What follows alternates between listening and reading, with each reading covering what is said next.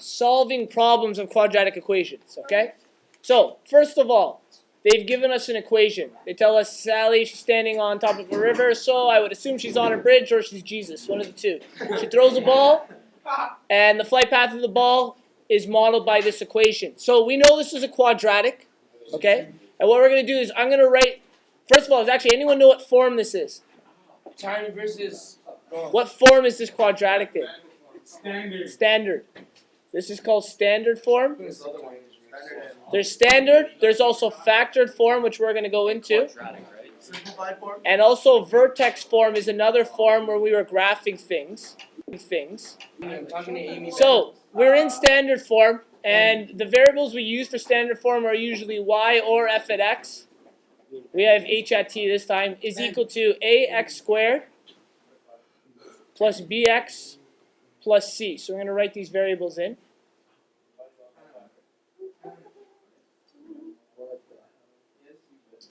Okay. And what we're going to talk about is right away from looking at this equation, what number represents our a? 5. Negative 5. Negative 5. Good. What is our b? Negative 10. Good. And c? 250. Positive 250. Great. So, something already we know. Our a value is going to tell us a few things about a parabola. First of all, this a value is negative, so which way is this parabola opening? Downwards, okay? If it's negative, it opens downwards. So, in other words, let's say we put it on a graph. I know that's a little slanted there. But we're going to have a parabola. There we go. That looks like that. It's going to go downwards. Now, if Sally's standing on a bridge and throws a ball, why would the ball come down? What force? Gravity. Very good. So gravity is why this ball is going to eventually come down. Now, I need to figure out several things about this. First of all, I would like to know how high Sally is above the river to start. Does anyone know what I would need to find to figure out how high she is? Vertex won't tell me how high she is. The y-intercept, okay? Because when we go to measure these two things, our x, which is going to be time, okay? It is our independent variable, and our dependent variable is our height. So, we can't go backwards in time. So what I'm asking is, when Sally's actually holding the ball in her hand before she's thrown it, that's when time would be 0. For time to be 0, we have to be on the y-axis. So we know already one of the coordinates, the x value will be 0. We have to figure out what the y value is. So I'm going to take this equation, and I'm going to put 0 for t, okay? So we're looking for the height when time is 0. So that's how we find y. That's how we find y-intercept. Is it for every equation? Every equation. It says in the book that So it's just 20 C is the... That's right. That as well. If it's in standard form. So So, we go equate all this. Yes, you're right. It's going to be 250. And I'm going to go quickly over 0 squared is 0 times negative 5 is 0. 0 times negative 10 is 0. 0 plus 250, 250. I could be an auctioneer, man. That's amazing. So, essentially, these are going to cancel out. And we're left with 250. Now, in the book, it tells you that C is also the y-intercept. But, again, we only have C if we're in standard form. If I'm in one of the other forms, factored or vertex, I need to plug 0 in for my x value, or my t value in this case. There would be no C variable to look at. Okay? In standard form, you can look at the last number, and you know that'll be it. So, H was in meters, I think.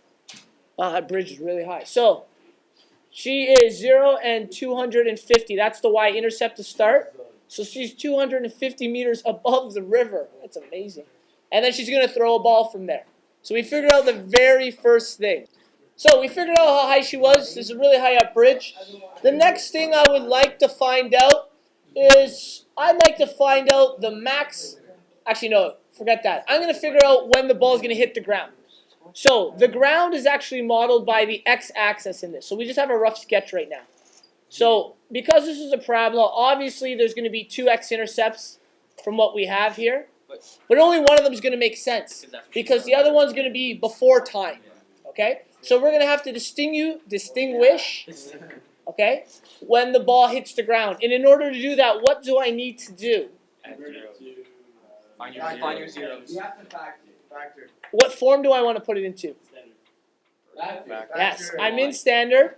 I want to factor, and factoring will put it into factored form. Okay, so to go into factor form, we're going to take this equation. We're going to take the height. Is it in red? Oh, yeah, we'll do it in red. Height compared to time. Negative 5t squared minus 10t plus 250.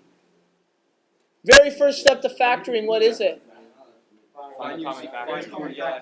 GCF. Good. Greatest common factor. So, the greatest common factor. So our greatest common factor was negative 5. So we're taking negative 5 out of each of these terms. We'll do the rest in black here. So our common factor was negative 5. It comes to the outside of the brackets. So they give you the equation at the beginning, right? Minus, sorry, plus 2t minus 50. Okay. So now that we've taken the common factor out, what I want you guys to focus on is what's in the brackets. We're going to factor what's inside of the bracket. So I take the factors of the first term, t squared, which are 1t and 1t. And the factors of 50, which are 1 and 50. 2 and 25. 2 and 25. Any other ones? 5 and 10. 5 and 10. Any other ones? 4. No. 3. No? We're good? Okay. Quickly take a look at this. Go prone. There is a small error in this question. This is supposed to be 40. So, if that's supposed to be 40, how high is the ridge? 240. Oh, 10 meters shorter, so that's more reasonable. Wow, sir. All right, with that info, that gives us 40. This should be 240. And this should be what number? Anyone know? Why did you cheat? I wrote the numbers wrong down. So should you still be divided by negative 5? Negative 5 still comes out of 240. And it's going to become 48. So, factors of 48 are 1 and 48, 2 and 24, 3 and 16, 4 and 12, and 6 and 8. There we go. So we're looking for 6 and 8 because we know that the combination of those two are going to get to positive 2t. In fact, I'll need the 6 to be negative when we multiply across in order to make 2t. So I keep the negative 5 down. I put the t in the first part of each bracket. Negative 6 goes in one. Positive 8 goes in the other. So this is our factored form, but we're not done yet. Okay? I've got to find the zeros. So what that means is, because we're trying to find the height when the ball hits the ground, let's go back up here. Our x value at that point, we don't know, but what's the y value at that point? 0. For both of these, we know the y value will be 0.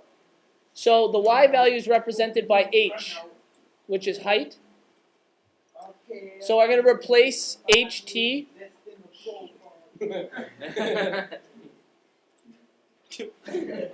Height is 0. So we plug 0 in for height. We get 0 is equal to these three things.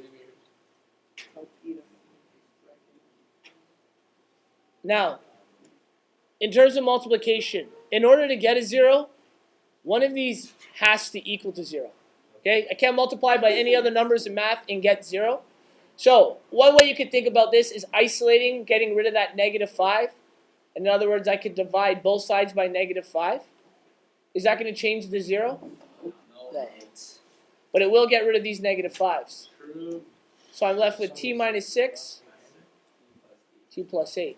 Now, one of them's got to equal to 0. Okay? So I'm going to test both of them out. 0 is equal to t minus 6, and 0 is equal to t plus 8. What I mean, yep, that's right. So we have t is equal to 6, and t is equal to negative 6. Whoops. 8 is not equal to negative 8. So what we're trying to find out is time in seconds. So what we discovered was either negative 8 seconds before she threw it, which doesn't make any sense, or 6 seconds after she threw it, the ball hit the river or the ground or whatever it is. Okay? Negative how? That's bad. So what was important there is we definitely got two answers. When you get two answers, you need to figure out and you need to decide which one is logical. In this case, the 6 seconds after she threw the ball was the logical answer. Okay, so this same question now. Oh. We've got a bit of information. Listen.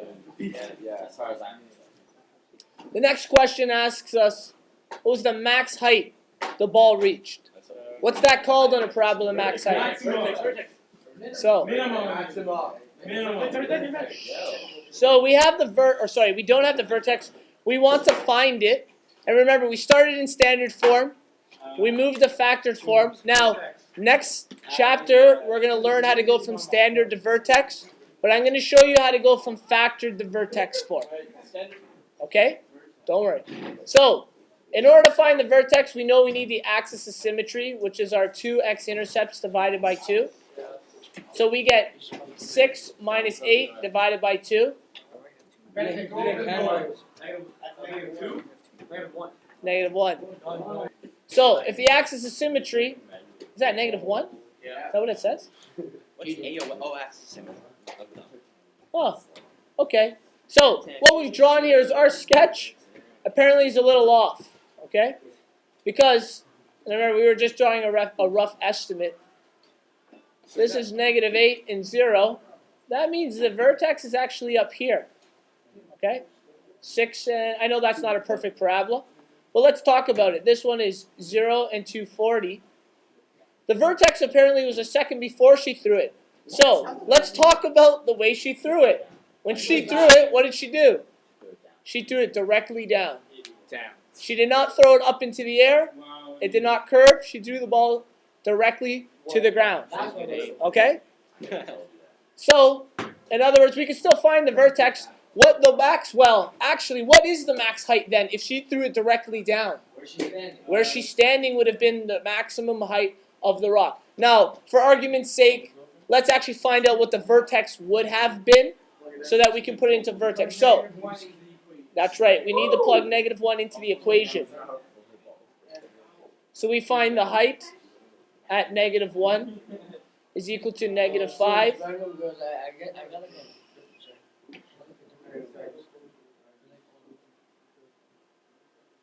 So -1 squared is +1. Is it 240 on?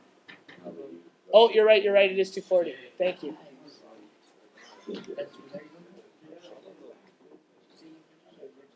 Plus 240. So we're going to get -5 plus 10 plus 240 is going to give us positive 245. So our vertex would have been -1 and 245.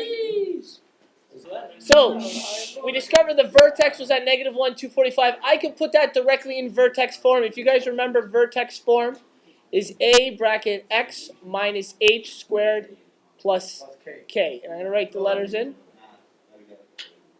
A. Wait, why do you have to plug in that one? We don't.